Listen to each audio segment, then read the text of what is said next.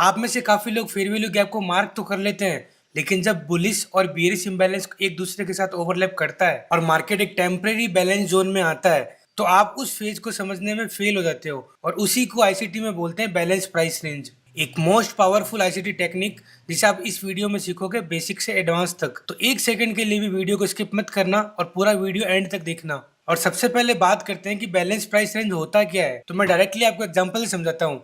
आप यहाँ पर देखो इस कैंडलस्टिक को, ये कंटिन्यू नीचे की तरफ गिर रही है। अब यहाँ पर आप नोटिस करोगे तो देखो इस फर्स्ट कैंडल का लो और इस थर्ड कैंडल का हाई, मतलब इन दो कैंडल्स की विक्स आपस में ओवरलैप नहीं कर रही, मतलब इनके बीच में गैप है।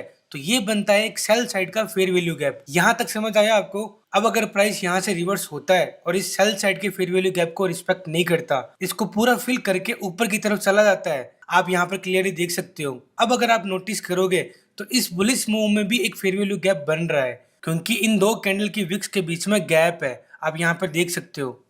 तो ये एक सेल साइड का फेयर वैल्यू गैप है और ये एक बाय साइड का फेयर वैल्यू गैप है। अब जो सेल साइड का फेयर वैल्यू गैप है हमें ये बताता है कि यहाँ पर सेल साइड का इम्बैलेंस है और बाय साइड की इनएफिशिएंसी है। एंड ये बाय साइड वाला फेयर वैल्यू गैप हमें ये बताता है कि यहाँ पर बाय साइड का इम्बैलेंस है और सेल साइड की इनएफिशिएंसी है। तो यहाँ पर हमें ये पता लगता है कि इस फेयर वैल्यू गैप में जो बाय साइड की इनएफिशिएंसी है और इस फेयर वैल्यू गैप में जो सेल साइड की इनएफिशिएंसी है वो आपस में मिलकर बैलेंस आउट हो गई है। अरे कहना क्या चाहते हो? अगर मैं आपको सिंपल भाषा में समझाऊं तो ये बाय साइड का फेयर वैल्यू गैप इस सेल साइड के फेयर वैल्यू गैप के साथ ओवरलैप हो रहा है। तो जब हम इन दोनों के एक साथ मार्क करते हैं तो इसको बोलते हैं बैलेंस प्राइस रेंज यानी बीपीआर। मतलब सेलर्स और बायर्स के बीच में जो इम्बैलेंस था वो यहाँ पर क्लियर हो चुका है और यहाँ पर बना एक बीपीआर, बैलेंस प्राइस रेंज। अब ये था एक आसान एग्जाम्पल। अब नेक्स्ट एग्जाम्पल देखो। यहाँ पर मार्केट ऊपर की तरफ जा रही है और एक बाई साइड का फेयर वैल्यू गैप बनाती है, लेकिन जब वो रिवर्स होकर नीचे आती है तो सेल साइड का फेयर वैल्यू गैप बहुत बड़ा बना देती है। आप यहाँ पर क्लियरली देख सकते हो, ये छोटा फेयर वैल्यू गैप है और ये बहुत बड़ा फेयर वैल्यू गैप है। तो यहाँ पर हमें बीपीआर को कैसे अप्लाई करेंगे? वेल, यहाँ पर जो फेयर वैल्यू गैप आपस में ओवरलैप कर रहा है वो दोनों ही अनमिटिगेटेड है। तो इस बाई साइड की फेयर वैल्यू गैप की वो रेंज जिसको सेल साइड की फेयर वैल्यू गैप ने इम्बैलेंस कर दिया है, तो सिर्फ इतना ही एरिया बीपीआर में हम मार्क करेंगे। आप सिंपल समझो, आपको कॉमन एरिया को मार्क करना है इन दोनों का। जैसे सिर्फ इतना ही एरिया यहाँ पर कॉमन था तो हमने सिर्फ इतना ही एरिया को मार्क किया है बीपीआर। आई होप आप मेरी बात को समझ पा रहे होंगे अच्छे से। अब इससे ये होगा कि इस बड़े वाले फेयर वैल्यू गैप को आप अच्छे से ट्रेड कर पाओगे। मतलब जब इस पीपीआर पर प्राइस ट्रैप करता है तो वो सबसे बेस्ट एंट्री मानी जाती है इस फेयर वैल्यू गैप को ट्रेड करने की। अब एक और एग्जांपल देखो आप, और इसमें प्राइस ऊपर की तरफ जा रहा है। अब अगर पहले वाला फेयर वैल्यू गैप बड़ा बन जाता है, जैसे यहाँ पर बाई साइड का फेयर वैल्यू गैप है जो कि बड़ा है और जो सेल साइड का फेयर वैल्यू गैप बना है वो छोटा है, लेकिन दोनों ही अनमिटिगेटेड है, तो जितना ये सेल साइड का फेयर वैल्यू गैप है इतनी ही रेंज आपको एक्सटेंड करनी है और ये बनेगा आपका एक बैलेंस प्राइस रेंज बीपीआर। अब आप इन्वर्टेड फेयर वैल्यू गैप का एग्जांपल देखो ताकि आप कंफ्यूज ना हो बीपीआर और इन्वर्टेड फेयर वैल्यू गैप में। तो यहाँ पर आप देख सकते हो कि मार्केट कंटिन्यू गिर रही है और यहाँ पर एक सेल साइड का फेयर वैल्यू गैप भी बनाती है, क्योंकि इन दोनों कैंडल के बीच में गैप है। अब नेक्स्ट कैंडल को देखो आप, इसकी विक इस फेयर वैल्यू गैप को मिटिगेट कर रही है, मतलब यहाँ पर प्रॉपर इम्बैलेंस था, लेकिन इस कैंडल की विक ने क्या किया, इतना सा एरिया मिटिगेट किया और नीचे की तरफ आ गई। अब अगर प्राइस भले ही ऊपर गई हो लेकिन यहाँ पर बाई साइड का कोई इम्बैलेंस नहीं बना, आप देख सकते हो, और प्राइस फेयर वैल्यू गैप को प्रॉपर मिटिगेट करके ऊपर गई है, तो इस फेयर वैल्यू गैप को मैं एक्सटेंड करूंगा और ये बनेगा मेरा इन्वर्टेड फेयर वैल्यू गैप।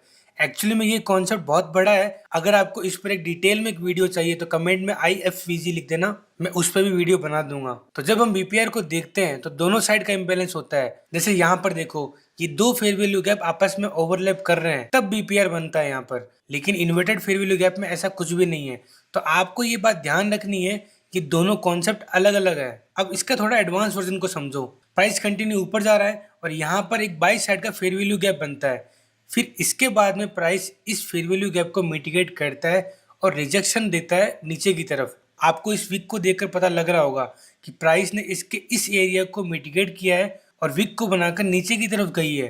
तो इस पूरे एरिया को मैं मार्क करूंगा इन्वर्टेड फेयर वैल्यू गैप। लेकिन अगर आप यहाँ पर देखोगे तो इन दो कैंडल की विक्स भी आपस में ओवरलैप नहीं कर रही है, इनमें गैप है। मतलब एक बाई साइड का fair value gap sell side के फेयर वैल्यू गैप के साथ में ओवरलैप कर रहा है। तो जो एरिया मिटिगेट नहीं हो रहा, मैं सिर्फ उसी एरिया को मार्क करूंगा मेरा बीपीआर। अब यहाँ पर इन्वर्टेड फेयर वैल्यू गैप और बीपीआर दोनों एक साथ बन रहे हैं, आप क्लियरली यहाँ पे देख सकते हो। तो मैं इन दोनों को कंसीडर करूंगा और उस हिसाब से एंट्री को प्लान करूंगा। अब एक एक करके लाइव एग्जांपल को देख लेते हैं ताकि आपको और अच्छे से समझ में आए। तो यहाँ पर मैंने गोल्ड का चार्ट ओपन किया है 15 मिनट के टाइम में, और आप यहाँ पर देखो यहाँ से यहाँ तक गोल्ड कंटिन्यू ऊपर की तरफ जा रहा है। वैसे ये 4 फरवरी का चार्ट है, आप भी जाके इसको देख सकते हो, ज़्यादा पुराना चार्ट नहीं है ये। तो यहाँ पर आपको दिख रहा है कि प्राइस एक ट्रेंड को सपोर्ट करके ऊपर की तरफ जा रहा है। तो मैं एक ट्रेंड लाइन को ड्रॉ करता हूँ, फिर आप इसको देखना। अब आप देखो प्राइस सच में एक ट्रेंड लाइन का सपोर्ट लेकर ऊपर की तरफ जा रही है, और उसके बाद में प्राइस इस ट्रेंड लाइन को ब्रेक करता है, जिससे यहाँ पर 3 चीज़ें होती हैं। पहला, इस ट्रेंड लाइन का ब्रेक। सेकंड, यहाँ पर एक ब्रेकर ब्लॉक बनता है, क्योंकि प्रीवियस में यहाँ पर एक ऑर्डर ब्लॉक था। इन दोनों कॉन्सेप्ट पे मैंने ऑलरेडी वीडियो बना रखी है, तो आप इस वीडियो के बाद उसको देख सकते हैं। और थर्ड, यहाँ पर एक फेयर वैल्यू गैप बनता है, जिसे मैं पहले मार्क करता हूँ, और इस पर भी मैंने वीडियो बना रखी है। तो आप इन सारे कॉन्सेप्ट की वीडियो को जरूर देखना इस वीडियो के बाद में। अब मैं जो ये ट्रेंड लाइन का ब्रेक हुआ है, इसके रीटेस्ट का वेट करूंगा इस ब्रेकर ब्लॉक पर और इस फेयर वैल्यू गैप के ऊपर। तो प्राइस इस फेयर वैल्यू गैप को टैप करता है, वो भी एक फेयर वैल्यू गैप को बनाकर। आपको यहाँ पर दिख रहा होगा कि बाई साइड का फेयर वैल्यू गैप बन रहा है यहाँ पर, जिसे मैं मार्क भी कर लेता हूँ। अब प्राइस क्या करती है कि इस फेयर वैल्यू गैप पर टैप करके रिवर्स होती है और एक सेल साइड का फेयर वैल्यू गैप बनाती है। आप यहाँ पर क्लियरली देख सकते हो, मैं इसे भी मार्क कर लेता हूँ। अब यहाँ पर बाई साइड का फेयर वैल्यू गैप और सेल साइड का फेयर वैल्यू गैप आपस में ओवरलैप कर रहे हैं, मतलब एक दूसरे के सामने बने हुए हैं। तो इस रेंज को हम क्या बोलेंगे? बैलेंस प्राइस रेंज, जिसका आप वीडियो देख रहे हैं। मैं इसे मार्क कर लेता हूँ एज ए बीपीआर। अब जब प्राइस इस बीपीआर पर टैप करेगा तब मैं एंट्री करूंगा, अभी मैं वेट करता हूँ। तो प्राइस इस बीपीआर पर टैप कर देता है और मैं एंट्री यहाँ पर करूंगा, स्टॉप लॉस लगाऊंगा इस हाई के पास में, और टारगेट के लिए प्लान करूंगा मिनिमम 1:2 का। तो आई होप आपको ये एग्जांपल समझ में आया होगा अच्छे से। अब एक और एग्जांपल देखो निफ्टी का 6 फरवरी का, जिसको ओपन किया मैंने 5 मिनट के टाइम फ्रेम में। अगर आप निफ्टी को देखते हो तो ट्रम्प की न्यूज के बाद में प्राइस ने एक स्ट्रॉन्ग गैप अप को दिया था और फिर कंटिन्यू कंसोलिडेट ही कर रहा है, और यहाँ पर पड़ी हुई है सेल साइड की लिक्विडिटी, आप क्लियरली यहाँ पे देख सकते हो। अब प्राइस क्या कर सकता है कि इस लिक्विडिटी को लेने के लिए नीचे की तरफ जा सकता है, लेकिन हमें पता है कि प्राइस का मोमेंटम अभी भी कहाँ है? ऊपर की तरफ है। तो हम वेट करेंगे इस लिक्विडिटी ग्रैब का। अब प्राइस नीचे की तरफ आता है, लिक्विडिटी ग्रैब करता है, और यहाँ पर आप नोटिस करोगे तो प्राइस ने एक सेल साइड का फेयर वैल्यू गैप बनाया है। आपको यहाँ पर दिख भी रहा होगा कि इन दो कैंडल के बीच में गैप है, तो मैं पहले इसे मार्क करता हूँ इस फेयर वैल्यू गैप को। अब आप देखो इन दो नेक्स्ट कैंडल को, एक ने क्लोजिंग दी है इस फेयर वैल्यू गैप के अंदर और एक ने वापस रिजेक्ट करके प्राइस को क्लोजिंग दी है नीचे की तरफ। तो इस फेयर वैल्यू गैप का इतना सा एरिया क्या हो गया है? मिटिगेट, और फिर प्राइस यहाँ से रिवर्स करके ऊपर की तरफ चला जाता है। अब इस मिटिगेशन से यहाँ पर बनता है एक इन्वर्टेड फेयर वैल्यू गैप। मैं इसे पहले मार्क कर लेता हूँ ताकि आपको क्लियरली यहाँ पे समझ में आए। अब आप इस वाले मूव को देखो अच्छे से, प्राइस यहाँ पर भी एक फेयर वैल्यू गैप बना रहा है बाई साइड का, क्योंकि देखो इन दो कैंडल के बीच में गैप है, और आप क्लियरली देख सकते हो कि ये कितना स्ट्रॉन्ग फेयर वैल्यू गैप है। अब एक fair value gap sell side का हमारे पास यहाँ पर है और एक बाई साइड का ये रहा। अब ये दोनों फेयर वैल्यू गैप आपस में ओवरलैप कर रहे हैं, तो जितना एरिया मिटिगेट नहीं हुआ है सिर्फ उतनी रेंज को मैं मार्क करूंगा बैलेंस प्राइस रेंज, मतलब बीपीआर मार्क करूंगा। आई होप आपको मेरा एक एक वर्ड समझ में आ रहा होगा।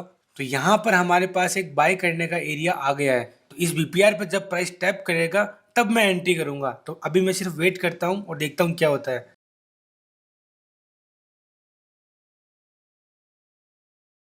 तो प्राइस इस बीपीआर पर टैप कर देता है, मैं एंट्री करूंगा, स्टॉप लॉस लगाऊंगा इस लो के नीचे, और टारगेट के लिए प्लान करूंगा मिनिमम 1:2 का। आपको इसे यूज करने से पहले अच्छे से बैक टेस्ट करना है, फिर इसे यूज करना है लाइव मार्केट में। तो आई होप ये बीपीआर का कॉन्सेप्ट आपको समझ में आया होगा। अगर आपको इन्वर्टेड फेयर वैल्यू गैप पर भी वीडियो चाहिए तो कमेंट में IFVG लिख देना, मैं उस पर भी वीडियो बना दूंगा। और अगर आपको ये वीडियो करना, चैनल को सब्सक्राइब करना, मैं आपको मिलता हूँ नेक्स्ट वीडियो में। Thanks for watching.